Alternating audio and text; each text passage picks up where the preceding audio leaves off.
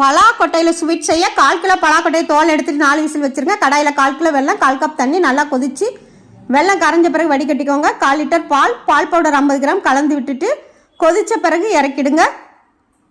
ஜாரில் பலாக்கொட்டையை போட்டுக்கலாம். பலாக்கொட்டையை போட்டுட்டு அவிச்ச தண்ணியை ஊற்றி நைஸாக அரைச்சிடுங்க. அது கூட 2 ஸ்பூன் கார்ன்ஃப்ளேவர், காய்ச்சிய பாலும் கொஞ்சம் ஊற்றி அரைச்சிடுங்க. கடாயில் 1 ஸ்பூன் நெய் விட்டு முந்திரியை வறுத்துக்கோங்க. அதே கடாயில் காய்ச்சிய வெல்லம், அரைச்ச பலாக்கொட்டையை ஊற்றி நல்லா கலந்து விட்டுட்டு மீதம் உள்ள பாலையும் இப்போ நம்ம ஊற்றிக்கலாம். லோ ஃப்ளேமில் அடுப்பை வச்சுக்கோங்க. கலந்து விட்டுக்கிட்டே இருங்க, கைக்கு ரெஸ்ட்டு கொடுக்கக்கூடாது. இப்போ 1 ஸ்பூன் நெய் விட்டுக்கலாம். திரும்பவும் கலந்து விட்டுக்கிட்டே இருங்க, கடாயில் ஒட்டாமல் வரணும். இப்போ நம்ம வாசனைக்காக 1/4 ஸ்பூன் ஏலக்காய் பொடியும் வறுத்த முந்திரியும் போட்டு கலந்துக்கோங்க. சட்டியில் ஒட்டாமல் வருது பாருங்கள். இறக்கிட்டு சின்ன தட்டில் ஊற்றிக்கோங்க. ஆறுன பிறகு கட் பண்ணிக்கலாம். அவ்வளவே தாங்க, பலாக்கொட்டையில் நல்ல சுவையாய் ஸ்வீட் நமக்கு ரெடி ஆயிடுச்சு. தேங்க்யூ.